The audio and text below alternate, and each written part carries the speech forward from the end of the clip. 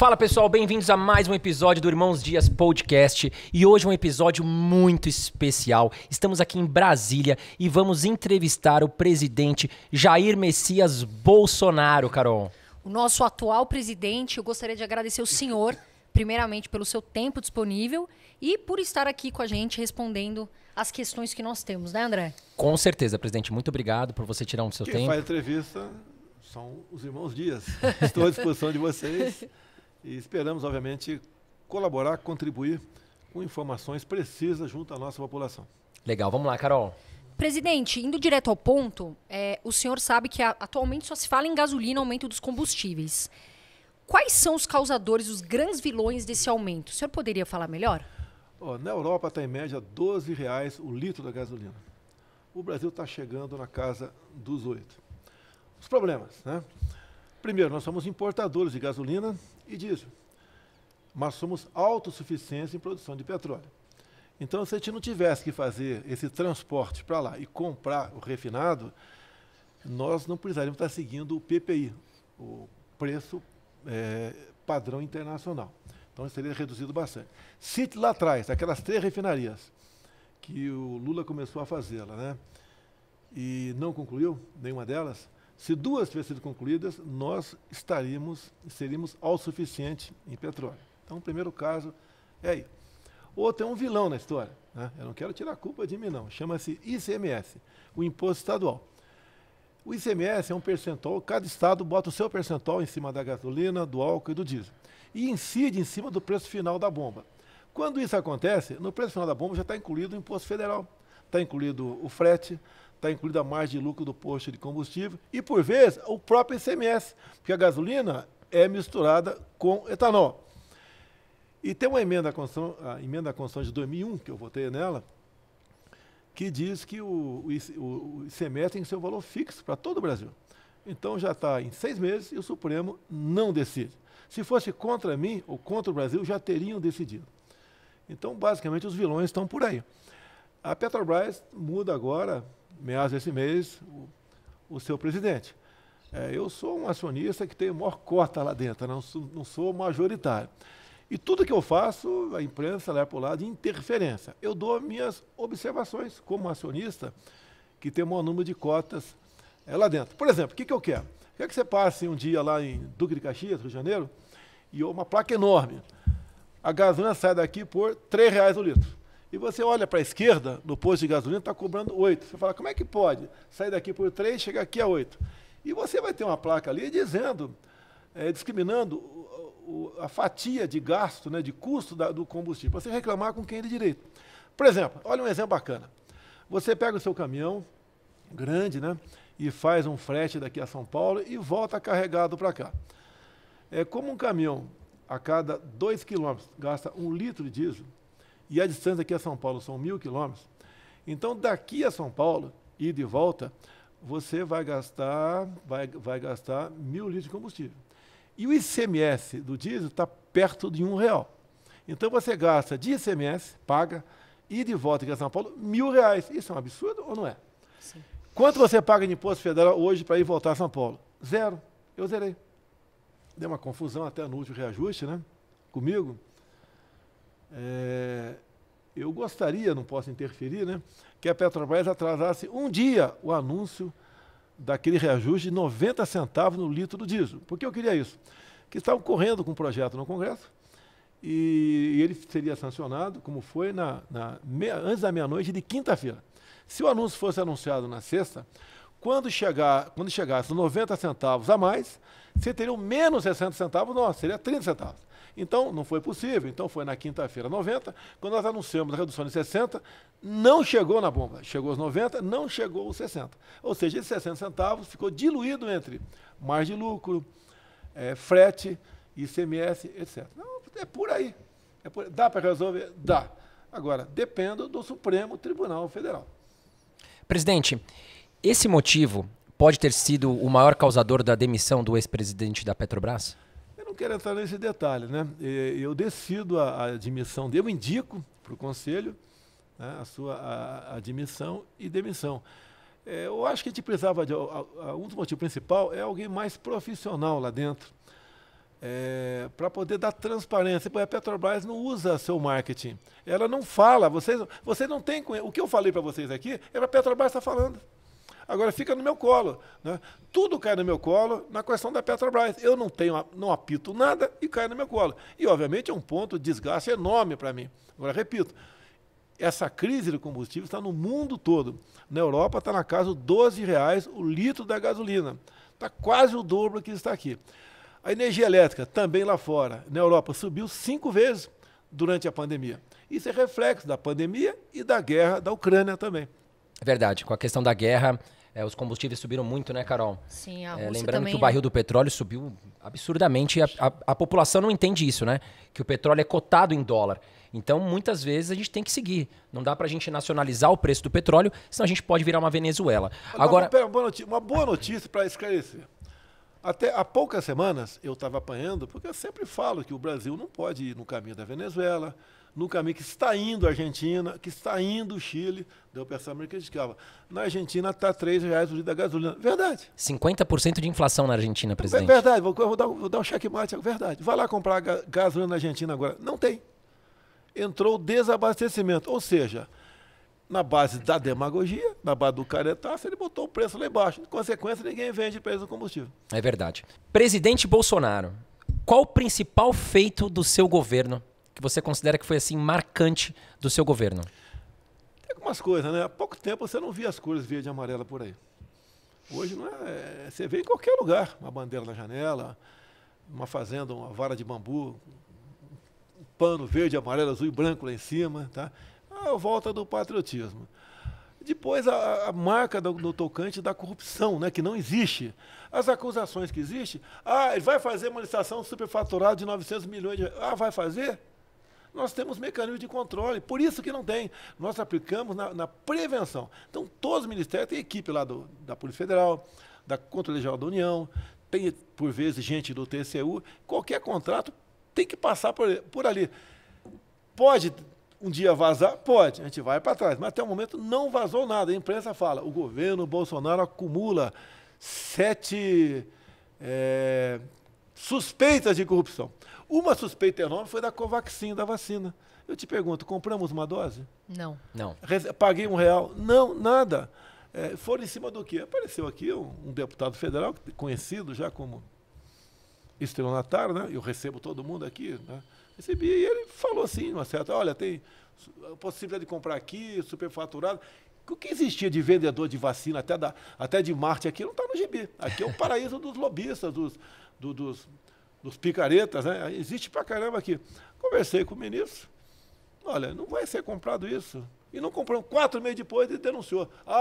Fiz uma denúncia e não mandou apurar. Mandou apurar porque não foi sequer iniciado o processo para comprar a Covaxin. E mais ainda, eram, segundo eles, 400 milhões de doses.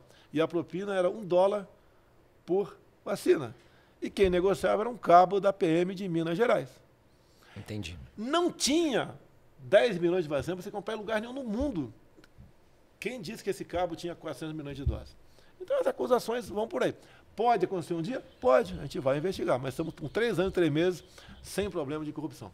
Tem algo no governo do senhor que você enxerga que poderia ter sido diferente? Sempre tem. Eu queria estar assumindo hoje. Por exemplo, eu não teria demitido tantos ministros. Eu demiti bastante ministros. E não é só ministro. Plotei uma nova tomada de 3 pinos no Inmetro, né? E daí tinha uma pessoa que estava fazendo aquilo e já estava com a portaria pronta, que passou pelo todo mundo. O que eu fiz? Demiti todo mundo no Inmetro, o presidente e todos os diretores. O que era essa nova portaria? Eles queriam uma modernização nos tacógrafos do Brasil. Mais de 3 milhões de veículos. Iam trocar parte do equipamento do tacógrafo. Eles queriam substituir, por exemplo, nessa mesma portaria, todos os taxímetros do Brasil. Outro mais seguro. E queriam botar um chip em cada bomba de combustível pelo Brasil. Todas as medidas, né, que deixavam dúvidas, mas a despesa seria realizada por parte da população. Então, por exemplo, eu tinha que ter trocado logo que assumi. Acreditei e deixei as pessoas lá. Agora, o governo é enorme. São atualmente mais de 20 mil cargos de comissão. Um cara faz uma besteira na ponta da linha, acontece, me culpam. Eu não tenho como tomar conhecimento que esses caras estão fazendo. Então, fazer diferente. Eu acho que escolhi bem grande parte dos ministros, faltou tempo para escolher melhor alguns outros, né? E acabou alguns dando problemas. Mas, mesmo assim, a escolha de ministros, que não foi fácil, porque a pressão enorme por parte de vários setores aqui de Brasília, que os caras querem manter seus feudos. Você pode ver.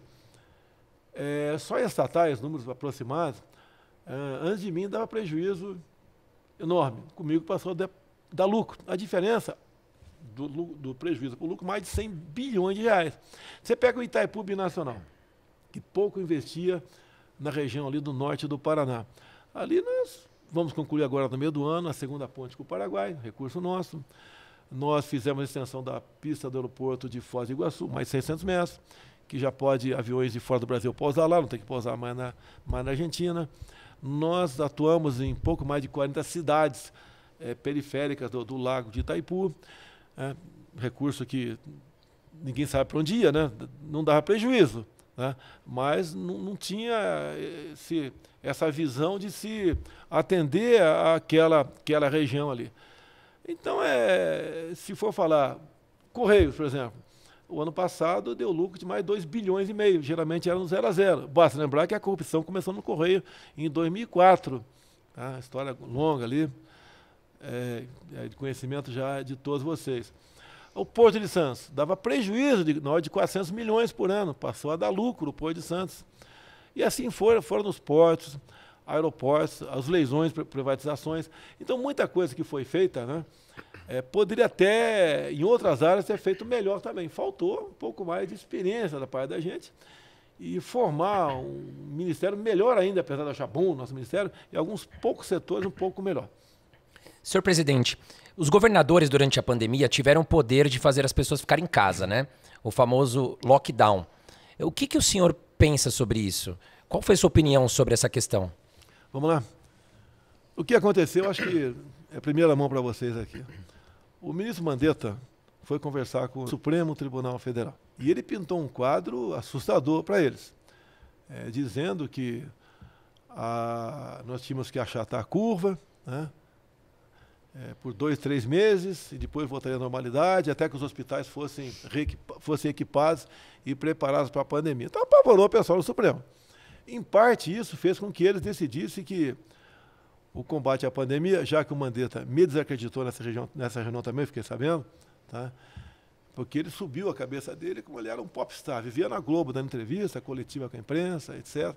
Então, resolveram ali tirar de mim o poder de conduzir a questão da pandemia e entregar para governadores e prefeitos. Um desastre. E eu falava, antes dessa audiência dele lá no Supremo, que devemos combater o vírus e combater também o desemprego. Mas eu estava já me preparando, com algumas pessoas minhas, estudando por que em tal local não está morrendo gente e o outro está morrendo. E fomos atrás de alternativas. E outra, o médico tem autonomia para, ao se deparar com um paciente que ele desconhece a causa que a doença, ele pode morrer, ele tem autonomia de, juntamente com o paciente ou familiares, aplicar algo que ele acha que pode curar. Ele não pode deixar o cara abandonado. Então, o ponto final com o Mandetta, eu chamei na presidência, né? Falei, Mandetta, por que esse protocolo novo teu dizendo que você tem que ir para casa e, quando sentir falta de ar, procurar um hospital? Procurar um hospital para fazer o quê? Ele não teve resposta. Para ser entubado, dei cartão vermelho para ele. E para alguns da equipe dele, por conhecer, foram todos trabalhar na Secretaria Estadual lá em São Paulo. E o tratamento precoce passou a ser criminalizado, demonizado no Brasil. Poderia ter sido diferente se eu tivesse aí o comando dessa operação contra o Covid. E eu não errei nenhuma. Quando eu zerei, por exemplo, o imposto de vitamina D, eu fui massacrado pela mídia. E logo depois se descobriu que a vitamina D dificulta uma forma mais agressiva do Covid. Quando eu falei na minha vida de atleta, que eu não teria problema, o mundo caiu na minha cabeça. Depois vieram estudos fora do Brasil, que quem fisicamente está bem preparado, a chance, não só do Covid, qualquer outra doença, prosseguir de forma mais agressiva, diminui bastante. Então nós fizemos a nossa parte. Eu tinha poderes também, porque as ações contra a Covid eram concorrentes, eu poderia decretar o lockdown no Brasil todo. Alguns senadores procuraram, faz o lockdown em todo o Brasil. Não fiz. Fecha alguns locais, começa. Não vou fechar, porque o vírus mata para quem não se cuida, mas a fome também mata. E tanto é que na economia, né, se não fosse programas adotados pelo governo em 2020, a economia teria colapsado no Brasil. Estaremos aqui um país aí entregue à miséria. E você pode ver, quando quase todos os governadores obrigaram o povo a ficar em casa, quem tinha salário, servidor, foi para casa até, né? Tudo bem. Agora, quem não tinha, ia fazer o quê para sobreviver? Nós descobrimos que tínhamos 38 milhões de invisíveis. Pessoas que nunca foram numa agência bancária. Viviam aí vendendo aí churrasquinho de gato, água no sinal, picolé no estádio de futebol, etc., biscoito na praia. Nós corremos com o auxílio emergencial. Por quê? Se você não desse algo para eles, eles iriam para as ruas fazer o quê? Invadir supermercado. Teríamos um caos no Brasil. Não tínhamos como garantir a lei e a ordem no país. Então, corremos com o auxílio emergencial, que chegou a R$600, né? No valor final, que até foi decidido pelo nosso líder, o Major Vitor Hugo, que é deputado federal nosso por Goiás, R$600. Isso equivalia a 50 bilhões por ano de endividamento para o Brasil. Mas no momento, por mês, falei dia? Desculpa aí. 50 bilhões por mês o endividamento nosso. Então, isso salvou a economia por tabela. Que esse dinheiro que acabou indo nas mãos de 68 milhões de pessoas, era diluído no mercado. Então isso voltava em forma de impostos também, geração de empregos. E terminamos 2020, acredite, com saldo positivo em carteira assinada. 2014, 2015, eu desconheço qualquer crise nesses 2 anos. Tivemos uma perda de 3 milhões de empregos no Brasil. Em 2020, mesmo com pandemia, tivemos um saldo positivo. Agora, o que baixou muito foi a informalidade, os invisíveis. Esses perderam quase tudo. E eu fui aqui para trás do povo, várias semanas, continuo até hoje, né? Vendo, entrando nas casas das pessoas, vendo como elas sobreviviam. E realmente a situação era caótica para eles. O auxílio emergencial salvou essas pessoas. Entrando nesse assunto, o senhor pode falar um pouquinho do que você achou do governo Dória nos últimos anos? Eu posso falar pouca coisa dele. Em 2020, quando nós diminuímos os impostos de centenas de produtos, ele aumentou os impostos. Tá? Ele adotou uma das políticas mais agressivas de lockdown, de isolamento social. E se for ver o número de mortes por 100 mil habitantes, foi um dos estados que mais morreu gente. É mais uma prova, com estudos de fora do Brasil até, que essas medidas não tiveram qualquer amparo científico. Então foi um desastre o que aconteceu em São Paulo. Agora, São Paulo diz, eu não acredito em pesquisa, né? Acredito quando converso com as pessoas. Todo mundo conversa em São Paulo, ninguém é simpático a ele. Tá? Então, eu acho que é uma página virada. Ele usou meu nome por ocasião da campanha, não autorizei a usar meu nome, tanto é que ele foi no Rio de Janeiro falar comigo entre o primeiro e o segundo turno. Eu não recebi na minha porta, do aeroporto ele foi para casa de um amigo dele, depois retornou. E não sei porquê, né? Depois, quando ele assumiu, lógico, passamos a conversar, tive um evento com ele nos Estados Unidos, tá? E ele, depois do meu primeiro discurso na ONU, ele resolveu achar que eu era um cara grosso, sem educação, e falei besteira na ONU. Tá? Agora, eu falei a verdade. Você pegar o meu primeiro discurso na ONU, eu falei a verdade. E, em especial no tocante às questões aí da região amazônica. Presidente, nessa semana, o ex-presidente Lula declarou que se a guerra da Ucrânia e Rússia, se fosse com o Brasil, no caso, frente à Ucrânia, que teria sido resolvido em uma mesa de bar com 1 ou 2 cervejas. O que você acha dessa declaração? Acho que não dá nem para comentar, né? E não, ele não falou o Brasil. Ele falou, vou chamar o Biden, o presidente da Ucrânia, tá? O Putin, e vamos tomar uma cerveja num bar aqui. Se não der 1, 2, 3, consumir toda a cerveja lá. Essa é questão séria, essa questão de guerra, né?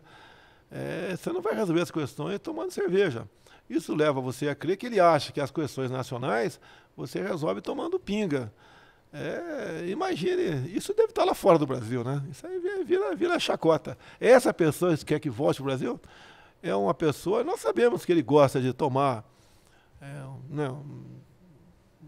exagerar numa cachaçinha, sabemos disso aí. Mas não é por aí, não é só isso que ele tem falado nos últimos dias.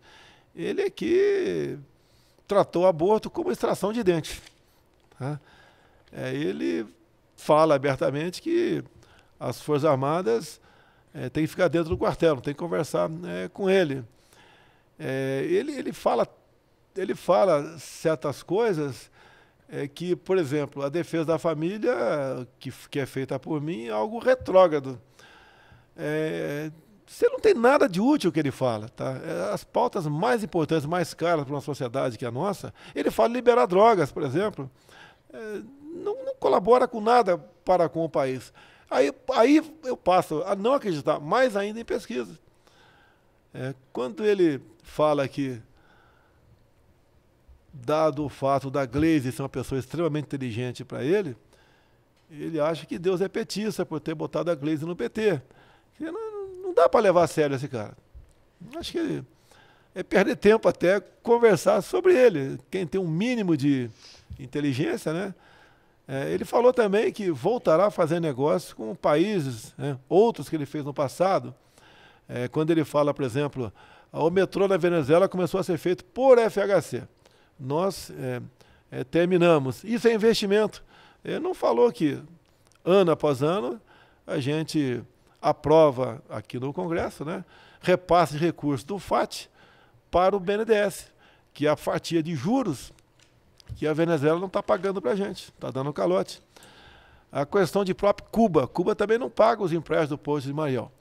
Agora, eu posso, né, para fazer cumprir o acordo que o Lula fez, lá com Cuba, eu posso aí começar a pressionar o governo cubano para nos entregar charutos, porque é isso que está no contrato. Caso não pague, que venham charutos para cá. Ele fez 3 hidrelétricas lá fora. Nós temos problema de energia no Brasil. Fez 3 hidrelétricas lá fora. Ele aplicou lá fora em saneamento. Ele fez aeroportos fora do Brasil. Agora, isso aí está na cara.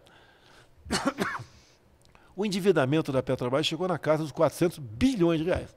Também vendendo jatinhos para amigos, como, por exemplo, o Dória, em São Paulo. Né? Você não compraria um jatinho com 4% de juros ao ano. O Dória comprou. Amigos, né? São amigos. Né? Então, a gente quer que volte o Brasil a agir dessa maneira. Eu já vinha falando aqui mais reservadamente, que o Lula já loteou todo o poder. Ministérios, bancos oficiais, estatais. E agora, por último, né? Teria loteado também as 2 vagas para o Supremo Tribunal Federal. A mensagem que ele dá para os corruptos é uma só. Fique tranquilo, eu botando mais 2 lá, você vai se safar no Supremo Tribunal Federal. Essa é a resposta. E complementa, né? Eu me safei. Não tem cabimento essa anulação do processo dele. Ele não foi julgado ali inocente. O ministro Fachin, que está presidindo o TSE agora, disse que devia ser julgado em Brasília ou São Paulo, e não lá em Curitiba. E anulou 3 condenações dele, né? Até a última, que foi o Supremo Tribunal Federal. E ele voltou. Então o Fachin tirou da cadeia, tornou elegível e está presidindo o TSE. Também entender, se depender do Fachin, né? Ou do voto do Fachin, para ser educado aqui, ele será presidente da República. Presidente, o Lula falou que a classe média ostenta demais essa semana, gastando seu dinheiro com luxo, e defendeu a ideia de limite de consumo para eles. O senhor pode dar sua opinião sobre isso? A classe média está na ordem de mais ou menos R$2.000, R$2.500 por mês. Olha, isso é no papel a definição de classe média, né? E ele fala também, se eu não visse as imagens, eu não ia acreditar em vocês, com todo respeito a vocês dois aí, né? Eu vi a imagem e ouvi ele falando, né? Não pode uma pessoa da classe média ter 2 televisores em casa. Imagina, eu quero ver um futebol à tarde, minha mulher quer ver um filme, e o filho quer ver um outro programa qualquer. Só tem uma televisão, como é que fica? Eu vou sair de casa? Vou para casa do vizinho? Ele não tem noção do que fala. Não existe consumismo no Brasil. Inclusive, na própria entrevista, ele fala, de repente o cara resolve comprar uma lancha de $400 milhões. Ele falou isso também. Pô, classe média, $400 milhões. Quisera eu, né, que a classe média tivesse esse poder aquisitivo todo no Brasil. E ele diz que a nossa classe média gasta mais, né?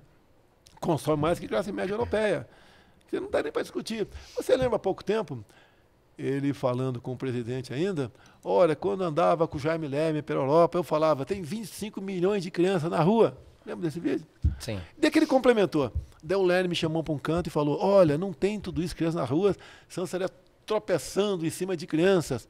Daí ele falou, não, eu falava não, o pessoal aplaudia, eu falo. Eu queria continuar falando, mentindo cada vez mais, mostrando aí que o Brasil poderá ser um paraíso com ele. Agora, o nosso governo, nós temos teto de gasto, definido por emenda à Constituição.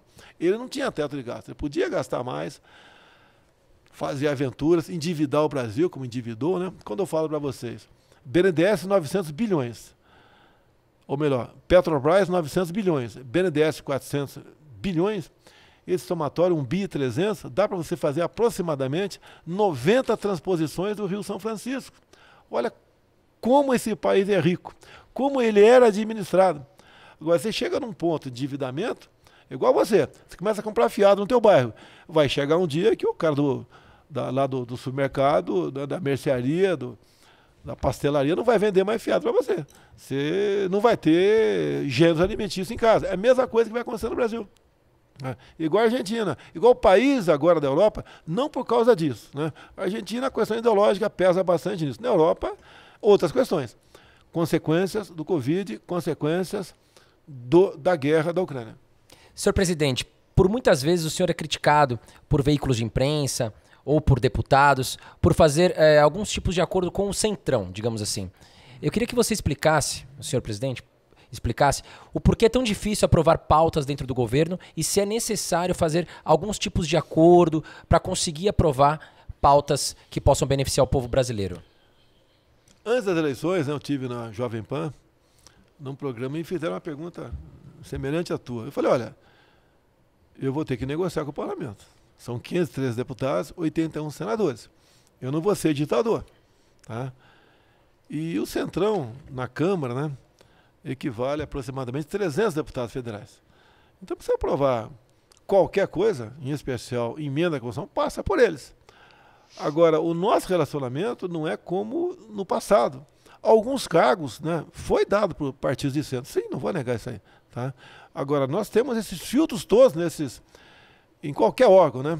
Temos esses filtros todos para evitar qualquer desvio, qualquer problema que porventura venha a acontecer.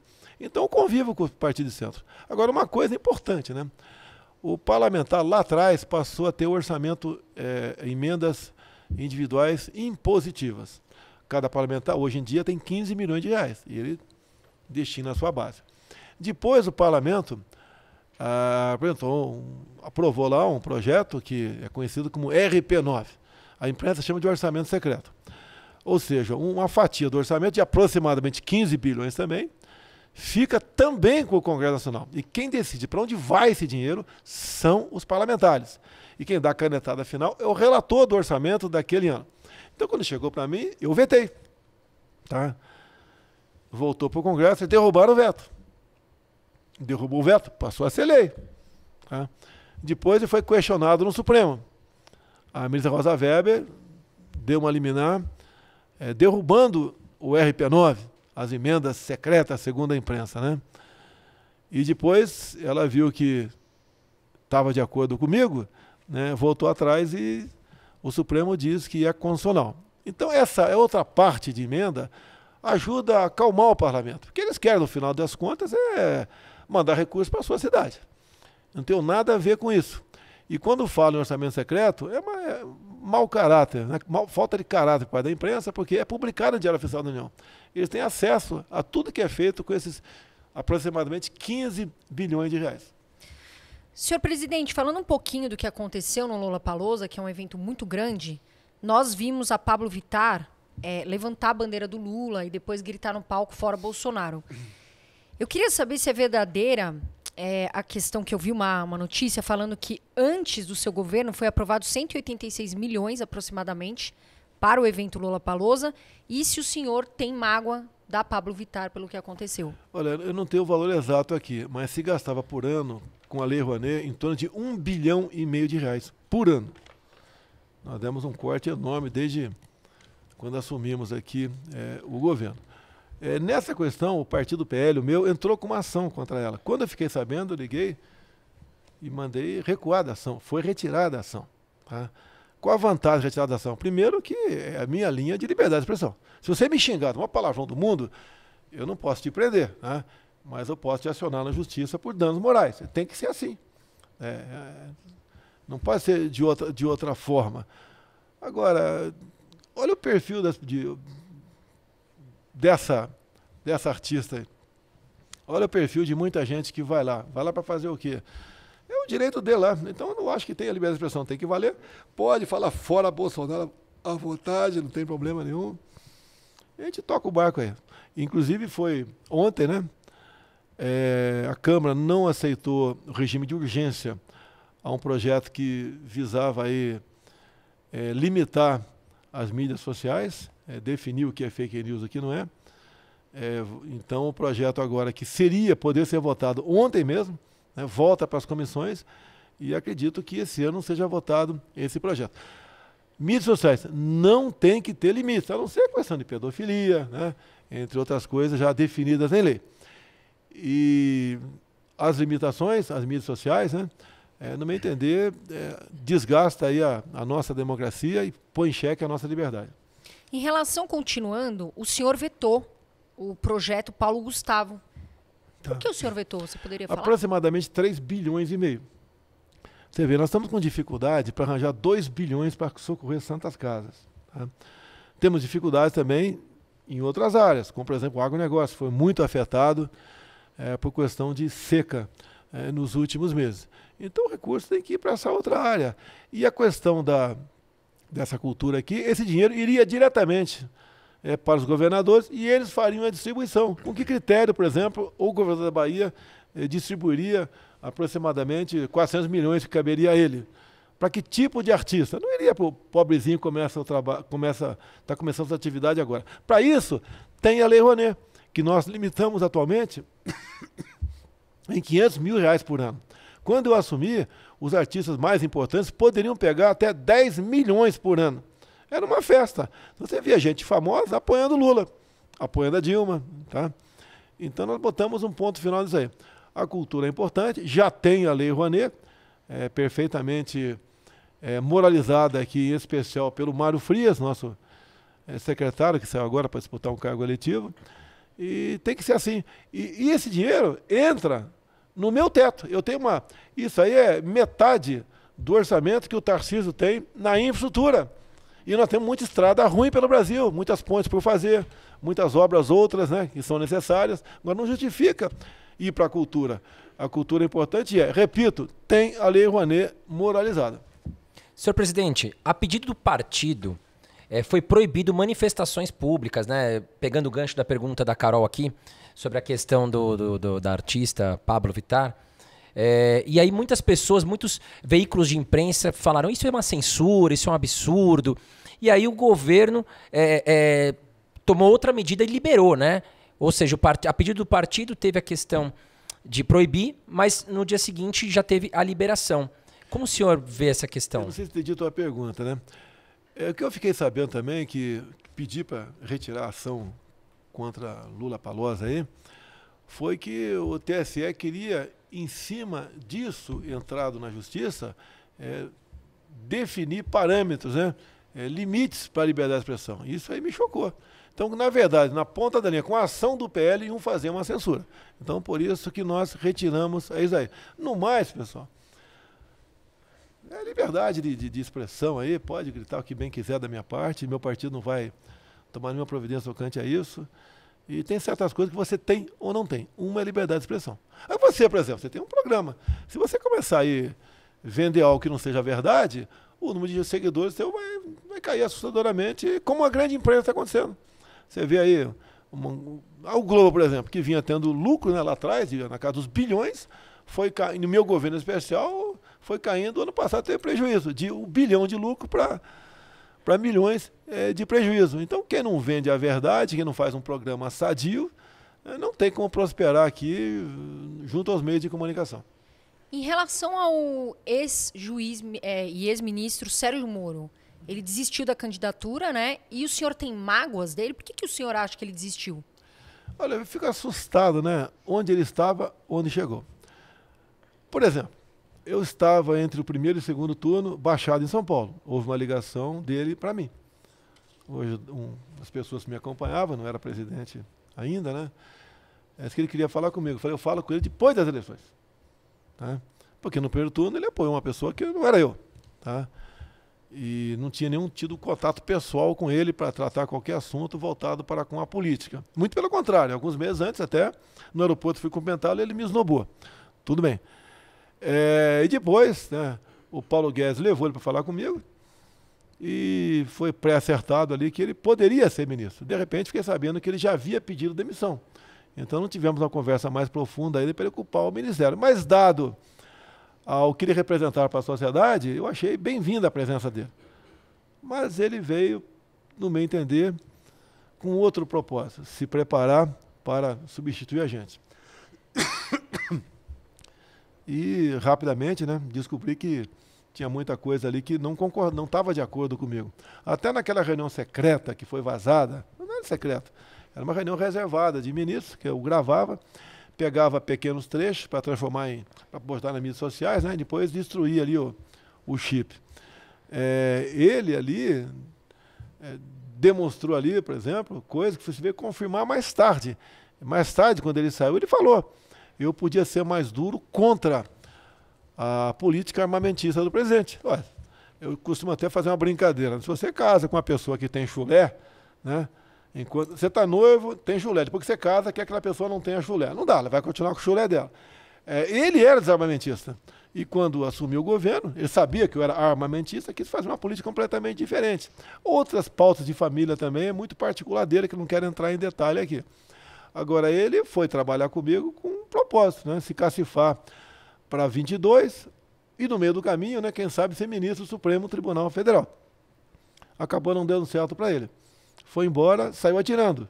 Se você pega um mês antes da demissão dele, que foi abril de 2020, ele estava me elogiando nas entrevistas dele.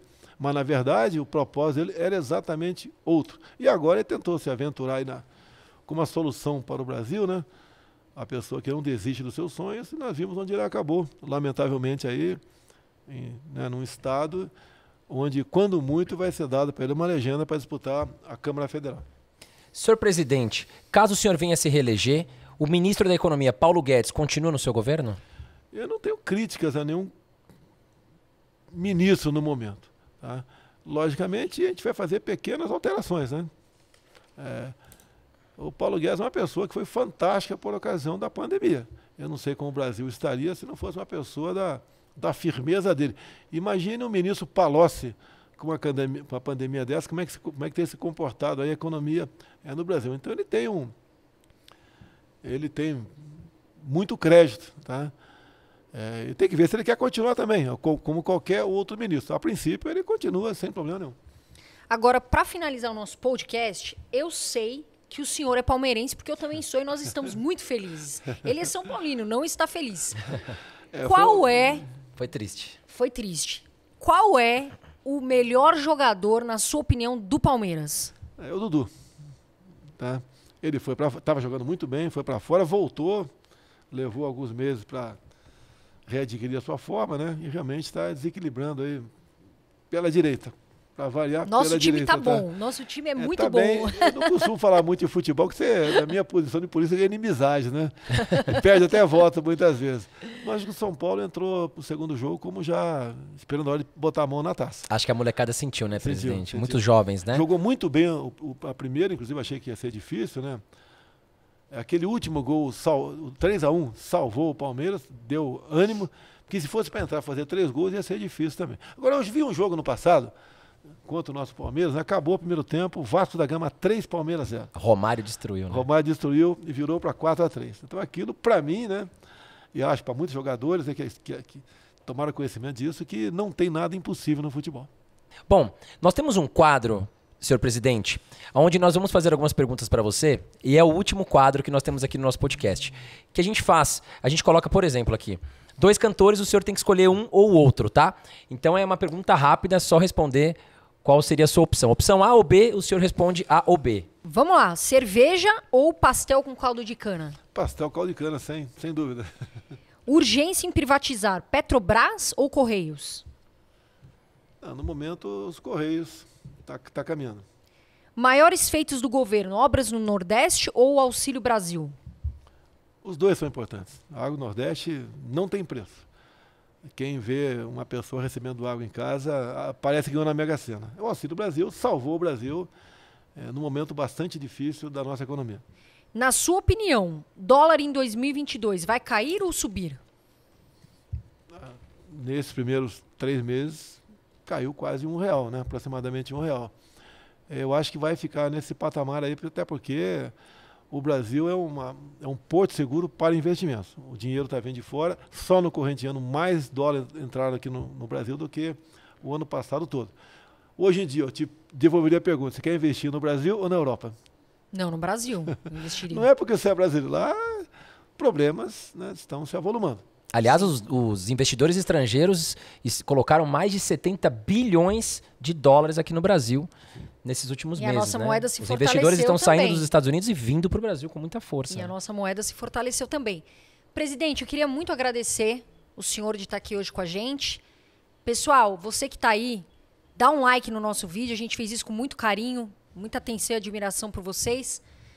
Bolsonaro, te desejo tudo de bom, que Deus continue te abençoando e queria agradecer que o senhor está aqui com a gente hoje. Muito obrigado, senhor presidente. Obrigado.